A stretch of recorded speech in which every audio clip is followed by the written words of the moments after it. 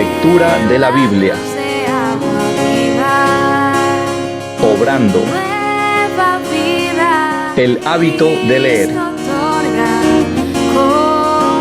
La palabra de Dios.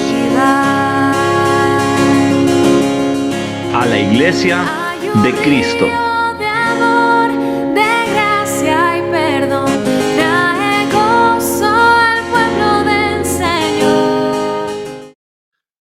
Buenas tardes, hermanos. Estamos de nuevo reunidos para juntos compartir la palabra del Señor y seguir adelante con nuestro propósito de leer la Biblia en un año. Ya hemos recorrido muchos libros de las Sagradas Escrituras, muchos capítulos, muchos versículos, y cada día el Señor nos está hablando profundamente a nuestros corazones. Estaremos leyendo los capítulos 18, 19, 20 y 21 del libro de Lucas. Así que vamos a hacer una oración y vamos a empezar nuestra lectura de este día. Padre, te damos gracias por la oportunidad que tenemos de poder estar hoy aquí reunidos para compartir tu palabra con nuestros hermanos. Gracias, Señor, por el privilegio de leer tu palabra, pero el privilegio también de conocerte, Señor, de conocer al Dios de la palabra. Porque para nosotros, Señor, este libro no es solamente palabras escritas, no es solamente información, es tu voz, Señor, para nuestra vida, es tu consejo, es tu sabiduría, son tus instrucciones, es tu voluntad. Y Padre, queremos no solo leerla, queremos entenderla y queremos, Señor, obedecerla. Esa es la marca de tus hijos, es la marca de tus discípulos, la obediencia, Señor, a tu palabra. Por eso, Señor, abre nuestro entendimiento, abre nuestro corazón, Señor, y planta esta palabra en nuestros corazones, que hoy podamos ser, Señor, tierra fértil, para que esta palabra pueda dar frutos, Señor, en nuestra vida. Y te pedimos, Señor, todo esto en el nombre de Jesús. Amén, amén y amén. Hermanos, vamos a iniciar entonces con la lectura. Capítulo 18 del libro de Lucas. Dice así la palabra del Señor. Y les refería a Jesús una parábola para enseñarles que ellos debían orar en todo tiempo y no desfallecer, diciendo: había en cierta ciudad un juez que ni temía a Dios ni respetaba a hombre alguno. Y había en aquella ciudad una viuda, la cual venía a él constantemente diciendo: hazme justicia de mi adversario. Por algún tiempo él no quiso, pero después dijo para sí: aunque ni temo a Dios ni respeto a hombre alguno, sin embargo, porque esta viuda me es molesta, le haré justicia, no sea que por venir continuamente me agote la paciencia. Y el Señor dijo: escuchad lo que dijo el juez injusto. ¿Y no hará Dios justicia a sus escogidos que claman a él de día y de noche? ¿Se tardará mucho en responderles? Os digo que pronto les hará justicia. No obstante, cuando el Hijo del Hombre venga, ¿hallará fe en la tierra? La primera cosa que encontramos aquí es la parábola de una mujer. El Señor cuenta esta parábola de una mujer que va a un juez injusto, que dice que no temía a Dios y no temía a los hombres, pero esa mujer le insistía tanto, que para no acabar con su paciencia, el juez dijo: mira, no temo a los hombres, no temo a Dios, pero mira, te doy lo que me estás pidiendo, porque si no un día se me va a agotar literalmente la paciencia. Y mucha gente toma esta parábola diciendo que si insistimos mucho, el Señor entonces nos dará lo que nosotros le pedimos. Pero esa no es la enseñanza de la parábola.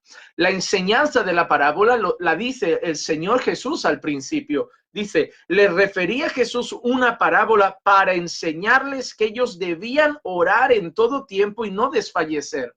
La finalidad de la parábola no es que si pides mucho el Señor te acabará dando lo que tú pidas. Primero, porque Él no es un juez injusto. Segundo, porque a Dios no se le agota la paciencia.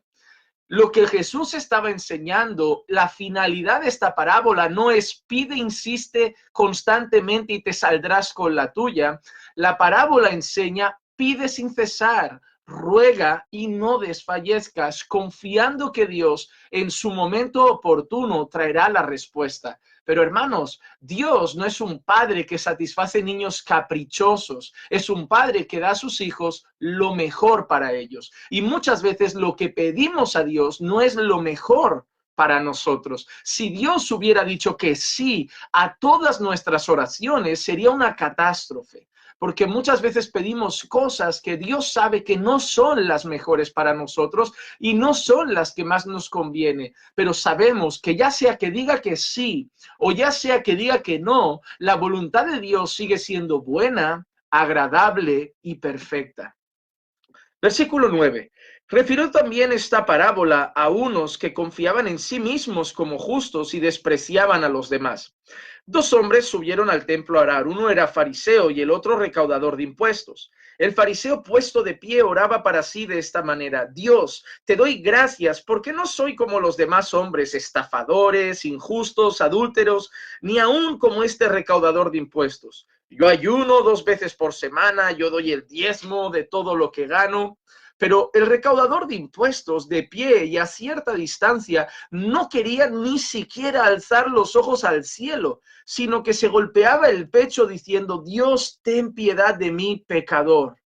Os digo que éste descendió a su casa justificado, pero aquel no, porque todo el que se ensalza será humillado, pero el que se humilla será ensalzado. La siguiente parábola también tiene una tremenda enseñanza, hermano, y es la gente que cree que es buena, la gente que cree que es muy santa, la gente que cree que por sus frutos, por sus obras, por sus acciones están ganando el cielo. Hay gente realmente en el mundo evangélico como ese fariseo, gente que mira a los demás por encima del hombro. ¿Por qué? No, porque mira, mis vestiduras sí que son santas y no como las de esa mujer impía. Mírame a mí, yo sí que oro, yo soy un hombre, una mujer de oración, yo ayuno, yo me voy al monte, yo hago vigilias, yo paso 7 días de ayuno, de agua, de comida, yo hago esto, yo hago aquello, yo voy a todo, yo no falto un culto, como si ellos estuvieran ganando el cielo. Y esa es la actitud del fariseo. Y dice el Señor que ese hombre no bajó justificado. ¿Por qué? Porque la justicia de ese hombre se apoyaba en su propia justicia. Sin embargo, el que bajó justificado era el recaudador de impuestos. ¿Por qué? Porque el recaudador de impuestos dijo: ten piedad de mí porque soy pecador. El recaudador de impuestos puso su justicia en las manos de Dios diciendo: Señor, yo no soy justo, yo no soy bueno y lo único que me queda es tu misericordia. Hermano, debemos recordar que la salvación es por gracia, no es por mérito, no es por obras de justicia nuestras, sino por las obras de justicia de Cristo. Así que, hermano, que tu corazón no sea como la de ese fariseo que mira a otros por encima del hombro, sino que tu corazón sea como aquel recaudador de impuestos, humillado, humillado. Bienaventurados los pobres de espíritu, que son los que reconocen su pobreza espiritual, los que reconocen su necesidad de Dios, los que reconocen su miseria y que Dios es el único que puede justificarlos por la fe en Cristo Jesús. Versículo 15. Y le traían aún a los niños muy pequeños para que los tocara, pero al ver esto los discípulos los reprendían. Mas Jesús, llamándolos a un lado, les dijo: dejad que los niños vengan a mí y no los impidáis, porque de los tales, de los que son como estos, es el reino de Dios. En verdad os digo, los que no reciben el reino de Dios como un niño no entrará en él. Y cierto hombre prominente le preguntó diciendo: Maestro bueno, ¿qué haré para heredar la vida eterna? Jesús le respondió: ¿por qué me llamas bueno? Nadie es bueno sino solo uno, Dios. Tú sabes los mandamientos: no cometas adulterio, no mates, no hurtes, no des falso testimonio, honra a tu padre y a tu madre. Y él dijo: todo esto lo he guardado desde mi juventud. Cuando Jesús oyó esto, le dijo: te falta todavía una cosa. Vende todo lo que tienes y reparte entre los pobres y tendrás tesoro en el cielo, y entonces ven y sígueme. Pero al oír esto, se puso muy triste, pues era sumamente rico. Mirándolo, Jesús dijo: qué difícil es que entren en el reino de Dios los que tienen riquezas, porque es más fácil que un camello entre por el ojo de una aguja que un rico entre en el reino de Dios. Los que oyeron esto dijeron: ¿y quién podrá salvarse?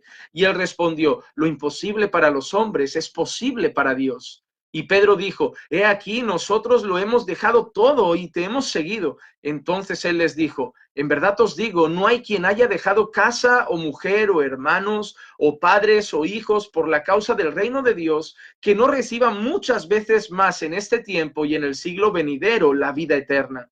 Tomando aparte a los 12, Jesús les dijo, mirad, subimos a Jerusalén y se cumplirán todas las cosas que están escritas en los profetas acerca del Hijo del Hombre, pues será entregado a los gentiles y será objeto de burla, afrentado y escupido, y después de azotarle lo matarán y al tercer día resucitará.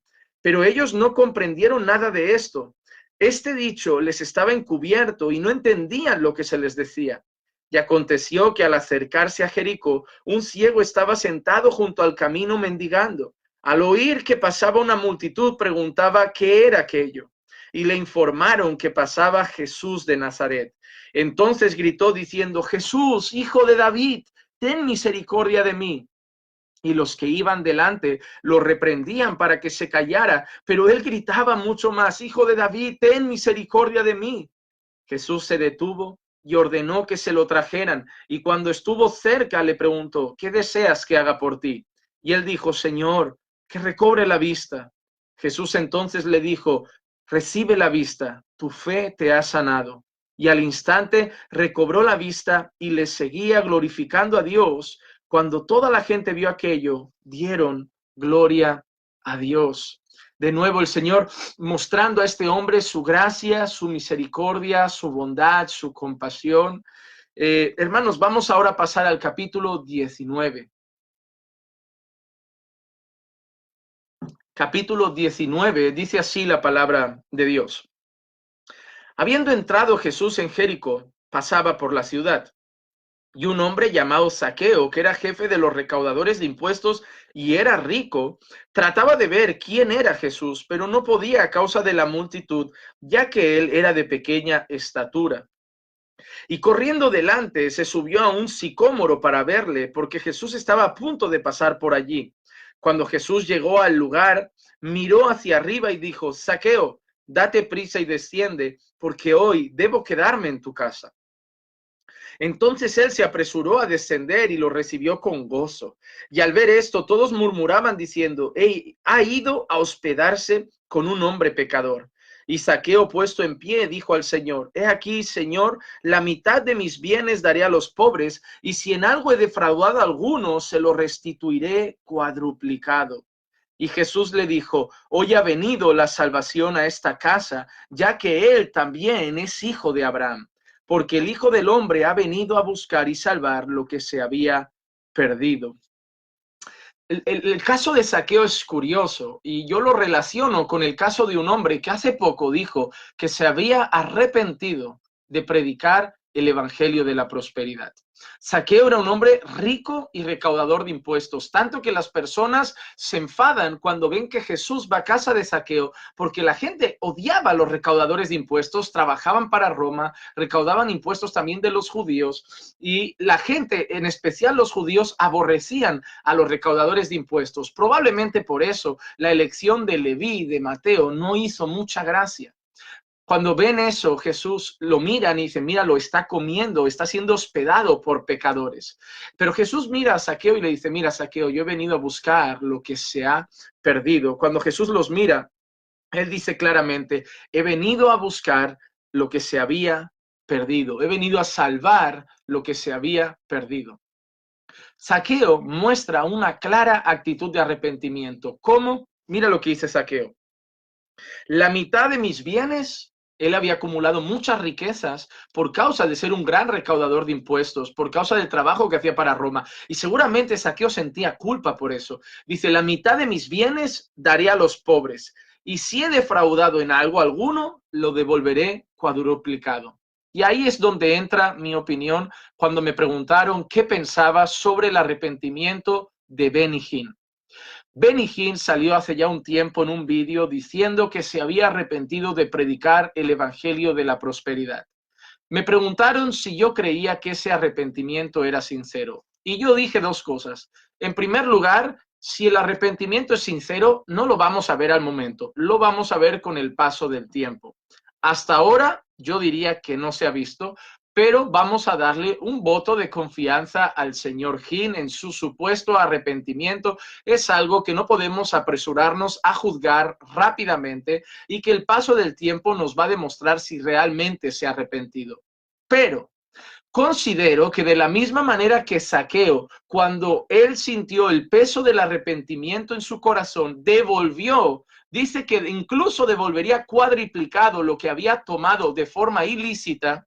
Si el señor Benijín reconoce de verdad y está arrepentido y sabe que muchas de sus ganancias, entre esas sus mansiones, su jet y todas sus riquezas, muchas de esas ganancias son fruto del evangelio de la prosperidad del que está arrepentido, yo entiendo que lo justo y que muestra verdadero arrepentimiento y fruto de arrepentimiento sería tomar esas riquezas y darlas.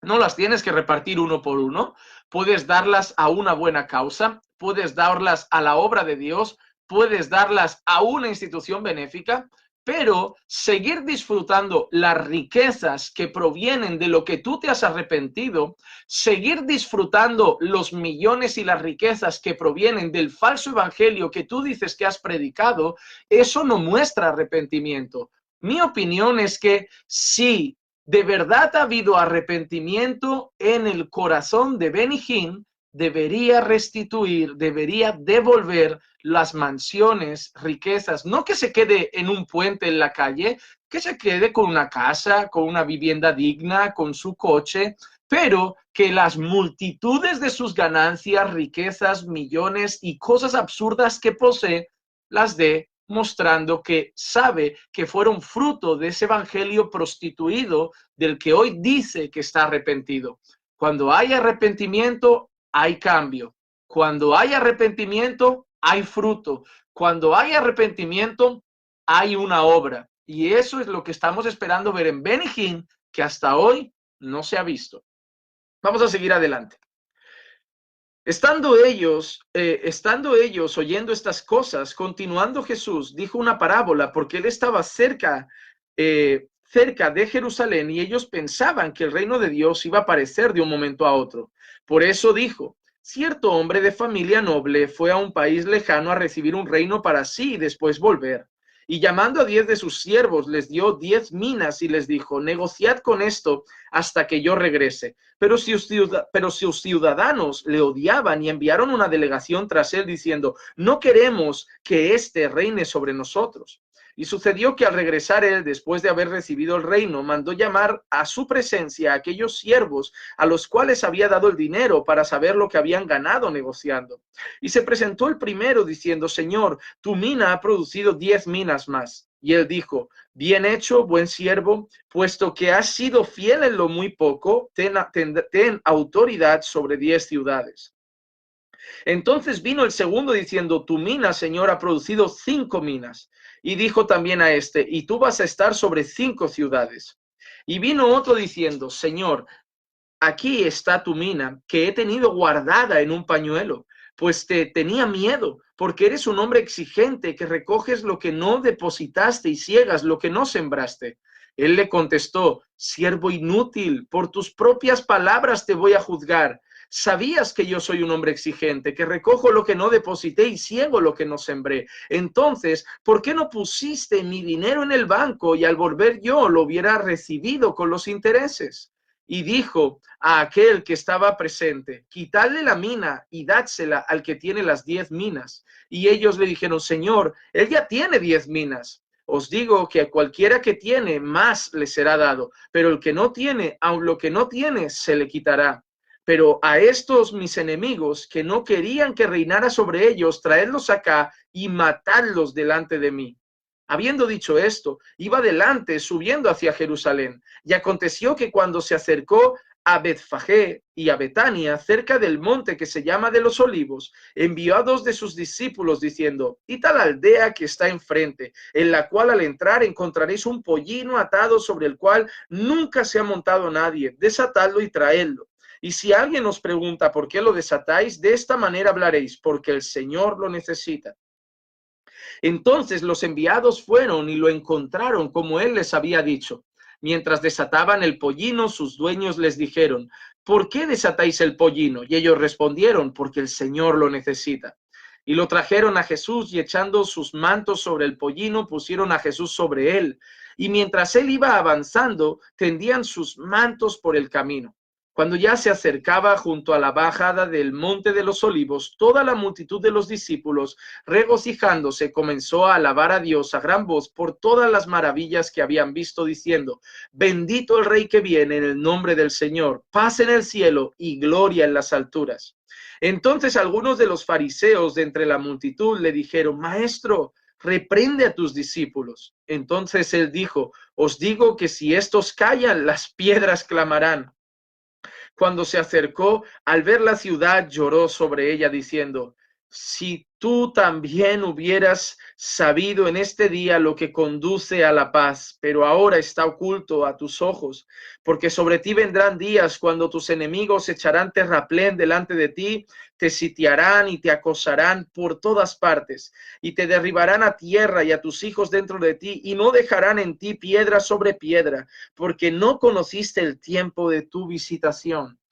Y entrando en el templo, comenzó a echar fuera a los que vendían, diciendo: escrito está, y mi casa será casa de oración, pero vosotros la habéis hecho cueva de ladrones. Y enseñaba diariamente en el templo, pero los principales sacerdotes, los escribas y los más prominentes del pueblo procuraban matarle, y no encontraban la manera de hacerlo, porque todo el pueblo estaba pendiente de él, escuchándole. Hermano, hay una cosa muy curiosa. Cuando Jesús echa a los cambistas, Jesús dice: mi casa será llamada casa de oración, citando el Antiguo Testamento. La casa de Dios será llamada casa de oración, hablando del templo. Ahora el templo ya no está presente como en aquellos tiempos, la misma función que tenía no la tiene hoy.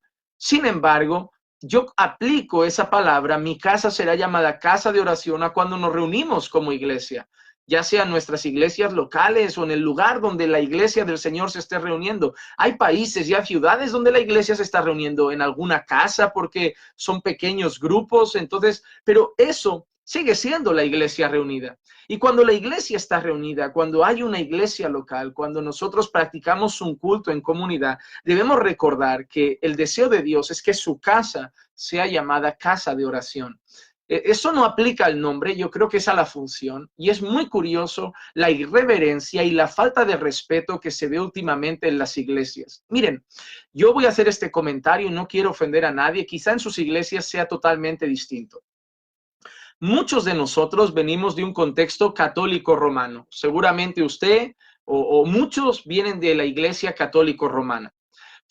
Cuando uno iba a la iglesia católico romana, yo pregunto: ¿dónde estaba la escuela infantil para distraer a los niños, para que los niños estuvieran entretenidos mientras que los padres escuchaban el culto? No había, ¿verdad? Al menos en mis tiempos, y yo creo que en la mayoría hoy no había.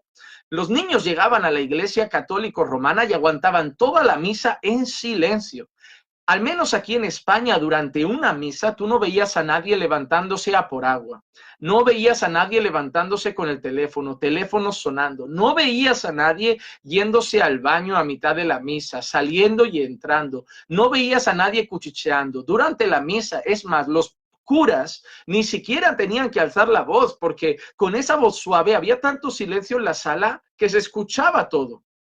Sí, están en el error, no somos católicos romanos, pero había respeto a esos lugares de culto y había respeto a ese momento de la misa. Pero es que si vas a los testigos de Jehová, la reverencia es la misma. Y si vas a los mormones, la reverencia es la misma. Y si vas a una sinagoga, la reverencia es la misma. Y si vas a una mezquita musulmana, la reverencia es la misma. Pero cuando vas a la iglesia evangélica, los niños andan corriendo de un lado a otro. La iglesia está en medio culto, en medio alabanza, en medio de una oración, o alguien está haciendo la lectura inicial, una hermana preguntando y hablando con otra, un teléfono suena, gente que se lima hasta las uñas, gente que a mitad de la predicación se levanta porque quiere ir a por agua, a mitad de la predicación se levanta porque tiene que ir al baño, niños que entran y salen, gente que llega tarde y atrapa a mitad del culto. Usted tiene esos hermanos que siempre llegan cuando ya estamos alabando y empiezan encima a saludar como si no pasara nada, a molestar a toda la gente, como he llegado, llego tarde, pero que lo sepan todos, y empieza a saludar a todo el mundo. Una irreverencia. Uno está a veces predicando, ve gente mirando la pared, mirando el techo, mirando las musarañas, distrayéndose con un niño, con el teléfono, con cualquier cosa. Una irreverencia. Hermano, ¿saben qué? El Señor se puso enfadado, se enfadó, sintió celo por lo que estaba pasando en el templo, porque estaban volviendo el templo un lugar irreverente, un lugar de comercio, cuando tenía que ser un lugar de culto, de adoración. Casa de oración será llamada. Hermano, yo hago un llamado al respeto y a la reverencia en el culto. Hermano, si llegas tarde por lo que sea, al menos no molestes, te quedas al final calladito y sentado sin que nadie note que has llegado tarde. Y además recuerda que la impuntualidad es una falta de respeto. No hables durante el culto ni de la predicación, no cuchichees, no te levantes, te aguantas una película en el cine sin ir al baño y no aguantas el culto. Te aguantas cualquier cosa sin ir al baño y no aguantas el culto. No tienes que levantarte, entrar y salir. Molestas, incomodas, distraes al predicador, distraes a otros hermanos. Debemos volver a ser reverentes en la casa del Señor. Debemos volver a ser reverentes en la casa de Dios, volver a guardar la reverencia, volver a guardar el respeto, volver a hacer un culto con temor, sabiendo que estamos adorando a un Dios santo y que cualquier falta de respeto en el culto no es a los hombres ni al predicador, es una falta de respeto al Señor y debemos volver a eso. Volvemos a la reverencia en el culto. Hermanos, vamos al capítulo 20. Capítulo 20, dice así la palabra del Señor.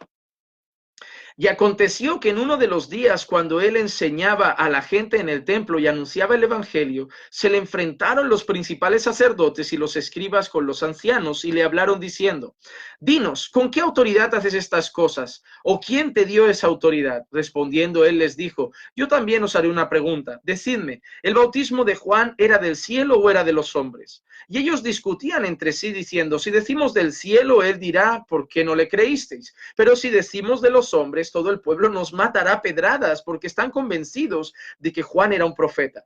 Y respondieron que no sabían de dónde era. Jesús entonces les dijo: tampoco yo os diré con qué autoridad hago estas cosas.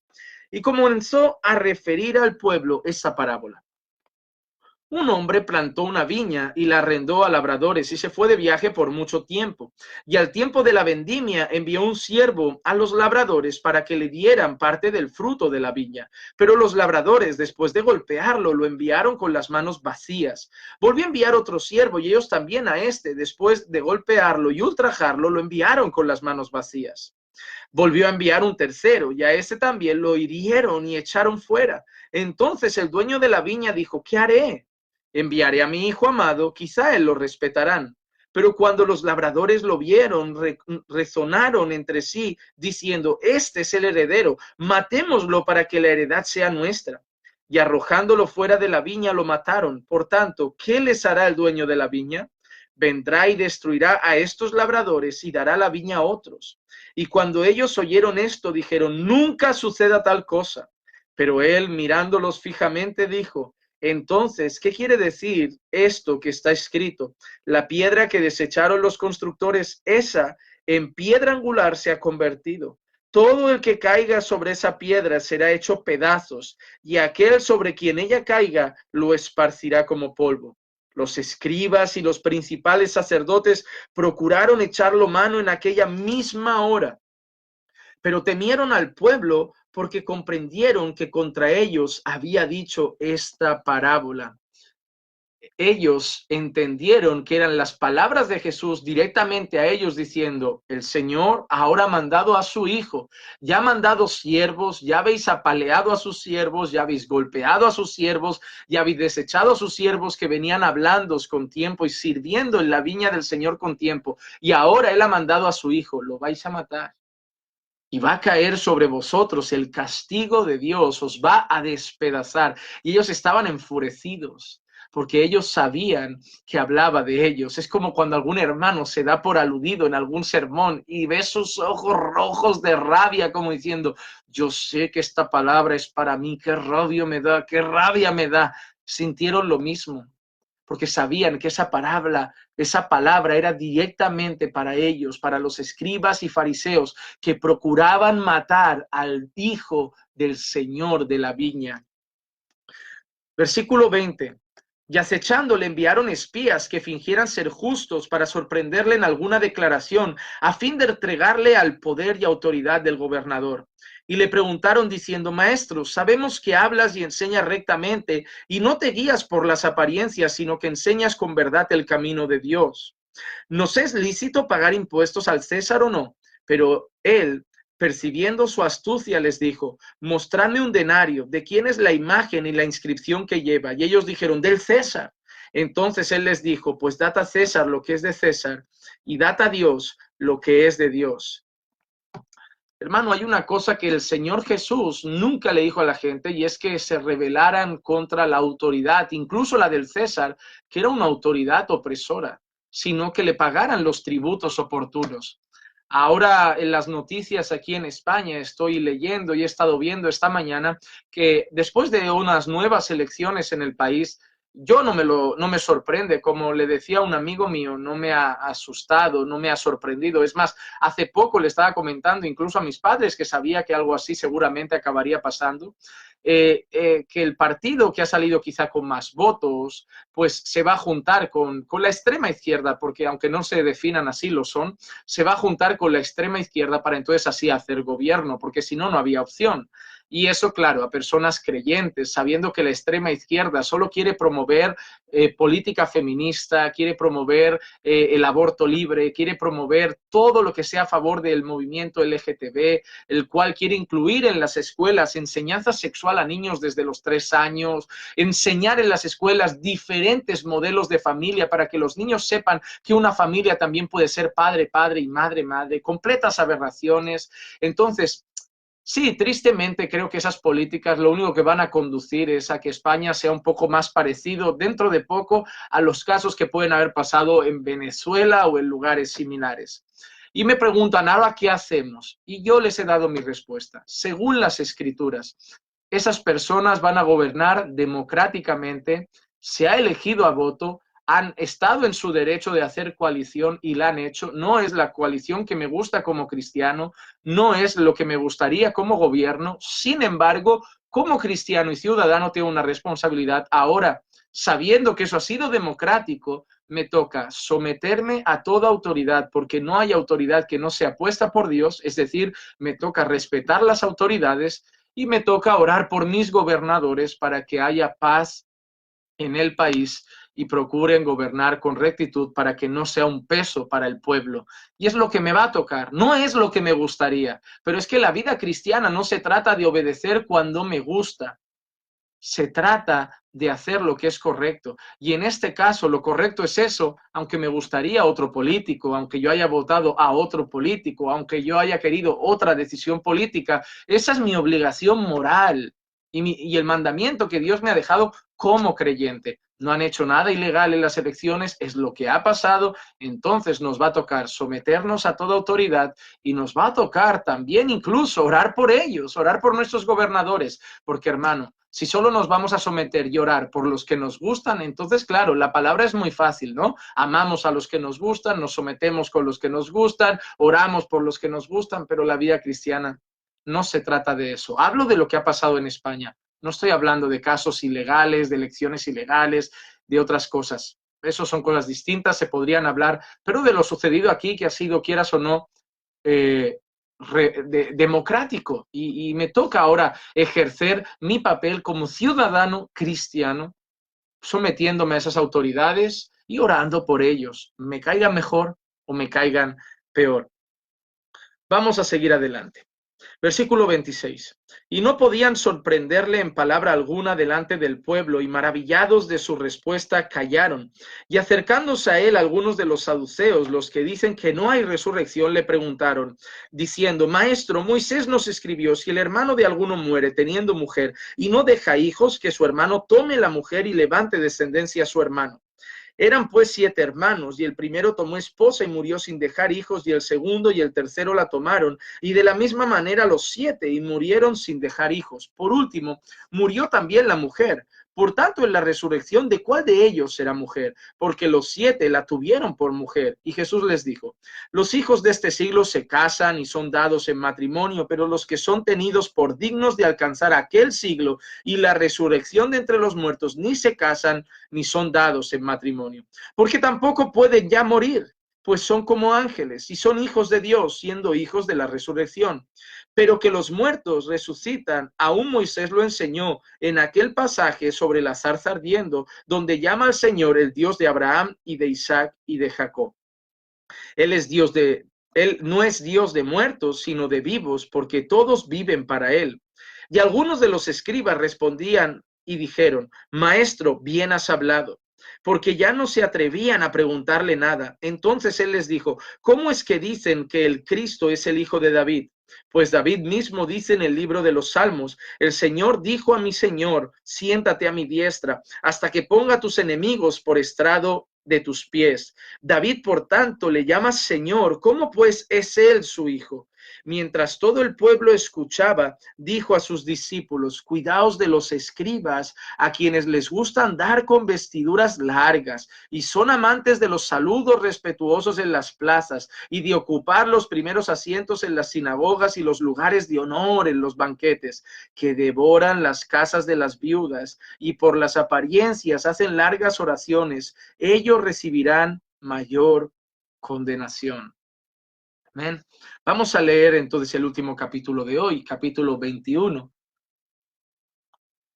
Hermano, voy a hacer una parada y la voy a hacer rápido, un minuto para comentar una cosa. Se me están yendo los ojos al lado y estoy viendo comentarios. Me parece muy patético que hayan personas discutiendo porque algunos están escribiendo. Yo sé que el otro día hice un comentario, pero hermanos, si alguien escribe, olvídenlo. Se están peleando por eso. Simplemente, si usted ve que esa palabra no la tomaron o les da igual lo que dijimos y aún así quieren seguir escribiendo, que hagan lo que quieran. Usted céntrese en la lectura, pero me parece muy patético que llevo un rato viendo aquí al lado personas que se están reprochando faltas de respeto. Hermanos, les digo una cosa, maduren un poco en la fe. Maduren un poco en la fe. Esas niñerías son propias de patio de colegio. Esas niñerías son propias de niños en la fe inmaduros. Déjenlo, dejen esas cosas. Y lo digo porque supongo que aquí solo hay creyentes haciendo la lectura, pero hermanos, dejan mucho por desear esas actitudes. Se están peleando por si alguno, no, que es que el pastor dijo que no comentáramos, hiciéramos caso a la lectura. Ah, tú métete, si a ti no te gusta, tú no lo hagas. No, pero es una falta de respeto. Hermano, ¿qué están haciendo? ¿Qué están haciendo? Entonces, paren ya, paren ya. Si quiere alguno escribir, que haga lo que quiera.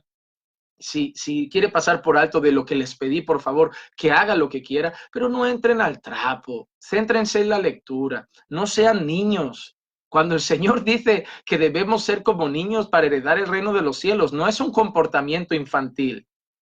La Biblia también dice que debemos madurar en la fe, que debemos dejar la leche, que deberíamos estar comiendo algunos ya carne y habla de iglesias inmaduras. No habla de inmadurez, no habla de ser infantiles, habla de la inocencia.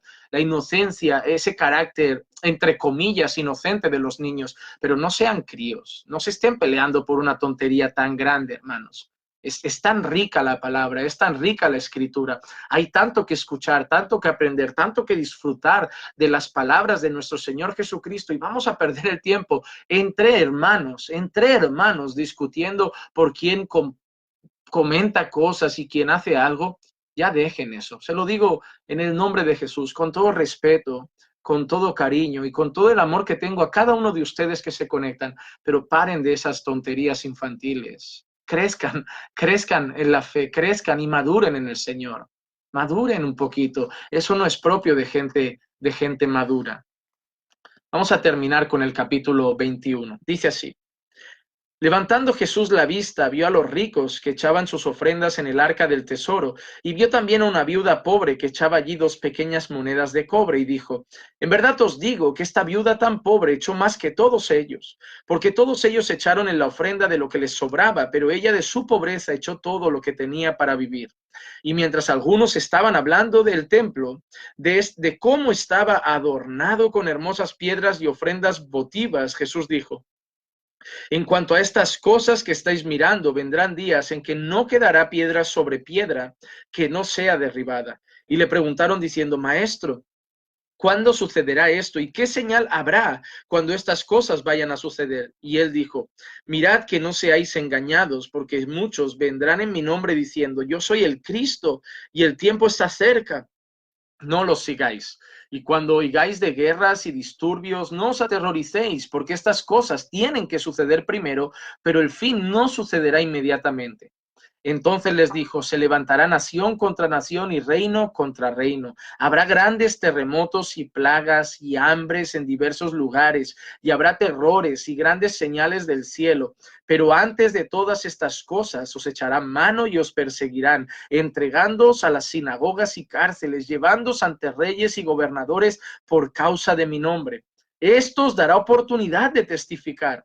Qué bueno el Señor, que dice que incluso en los momentos que la gente va presa, los momentos en que de persecución y que ellos serán llevados en cárceles, ante gobernadores, ante reyes, dice, y esto os dará oportunidad de testificar. Qué glorioso evangelio, qué obra tan poderosa hace Dios en nuestros corazones, incluso que cuando nosotros vamos a los peores lugares o estamos puestos en los peores momentos, nos dejan. No, son momentos oportunos para testificar de la palabra del Señor. Decir, mira, os van a llevar delante de gobernadores, aprovechad y predicad. Os van a llegar delante de alguaciles, predicad. Os van a llevar a prisiones, predicad. Dice, ahí tendréis oportunidad de testificar. Hermano, todo momento es bueno para predicar el evangelio de Jesucristo. Todo momento es bueno para predicar las buenas nuevas de salvación. Versículo 14. Por tanto, proponed en vuestros corazones no preparar de antemano vuestra defensa, porque yo os daré palabra y sabiduría que ninguno de vuestros adversarios podrá resistir ni refutar. Pero seréis entregados aún por padres, hermanos, parientes y amigos, y matarán a algunos de vosotros, y seréis odiados de todos por causa de mi nombre. Sin embargo, ni a un cabello de vuestra cabeza perecerá. Con vuestra perseverancia ganaréis vuestras almas. Pero cuando veáis a Jerusalén rodeada de ejércitos, sabed entonces que su desolación está cerca. Entonces los que están en Judea huyan a los montes, y los que están en medio de la ciudad aléjense, y los que están en los campos no entren en ella. Porque estos son días de venganza, para que se cumplan todas las cosas que están escritas. Ay de las que están encinta y de las que están criando en aquellos días, porque habrá una gran calamidad sobre la tierra e ira para ese pueblo, y caerán a filo de espada y serán llevados cautivos a todas las naciones, y Jerusalén será hollada por los gentiles, hasta que los tiempos de los gentiles se cumplan. Y habrá señales en el sol, en la luna y en las estrellas, y sobre la tierra angustia en las naciones, perplejas a causa del rugido del mar y de las olas, desfalleciendo los hombres por el temor y la expectación de las cosas que vendrán sobre el mundo, porque las potencias de los cielos serán sacudidas, y entonces verán al Hijo del Hombre que viene en una nube con poder y gran gloria.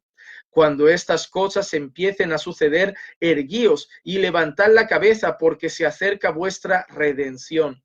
Y les refirió una parábola. Mirad la higuera y todos los árboles, cuando ya brotan las hojas al verlo. Sabéis que vosotros mismos que el verano ya está cerca. Así también vosotros, cuando veáis que suceden estas cosas, sabed que el reino de Dios está cerca.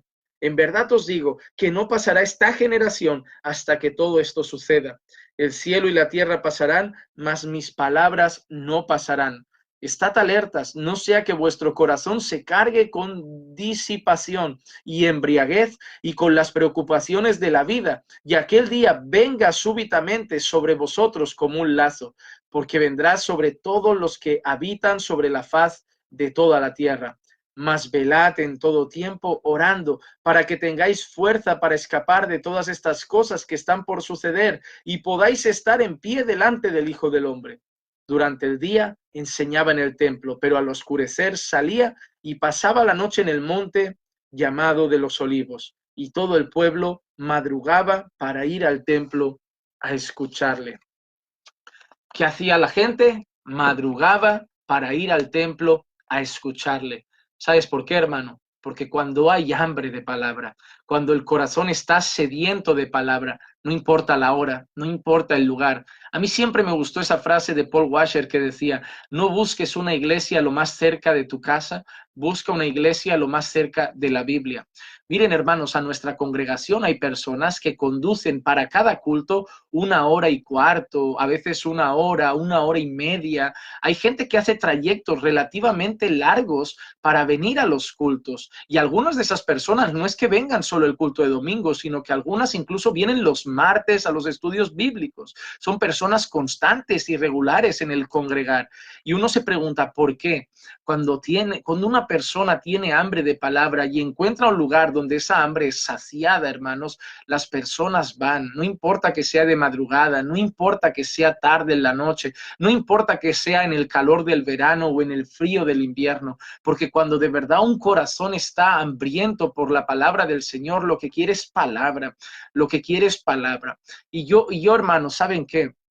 A mí me gustaría terminar exponiéndoles el deseo de que el Señor levante el corazón de su pueblo con hambre de palabra, de que la generación de creyentes de hoy empiece a despertar con hambre de palabra.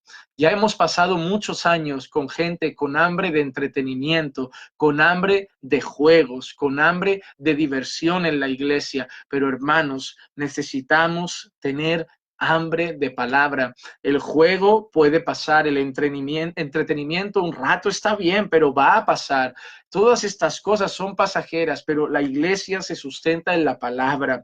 La iglesia es columna y baluarte de la verdad. El creyente necesita palabra para conocer a Dios, palabra para santificarse, palabra para todas las áreas de su vida, palabra para ser un buen esposo, palabra para ser un buen padre, para ser un buen pastor, para ser un buen hijo, para ser un buen ciudadano, para ser un bueno en cualquier área de la vida, un buen hijo de Dios. Necesitamos la palabra, necesitamos recuperar el hambre de palabra. Sin palabra no hay salvación, porque la salvación viene por la predicación del evangelio. Sí, es por la gracia de Dios, pero el Dios que salva por gracia ha determinado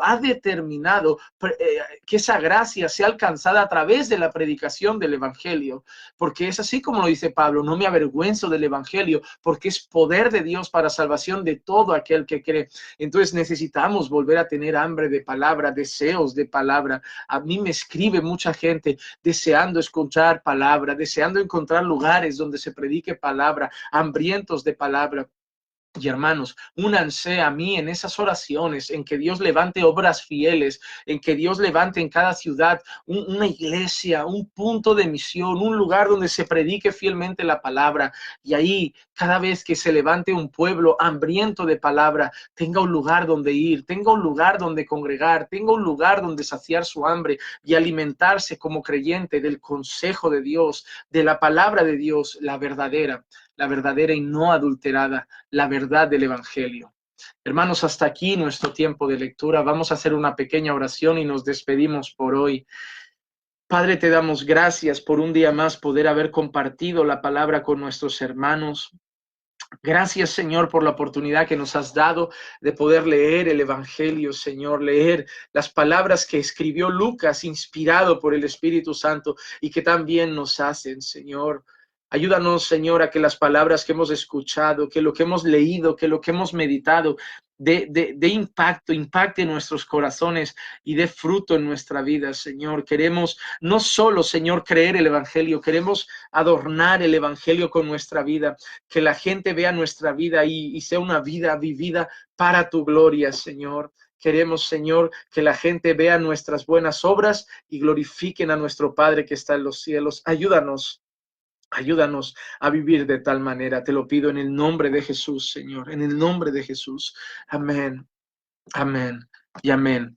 Hermanos, que la gracia y la paz de nuestro Señor Jesucristo sea con todos y cada uno de ustedes siempre. Y recuerden que los amamos en el Señor.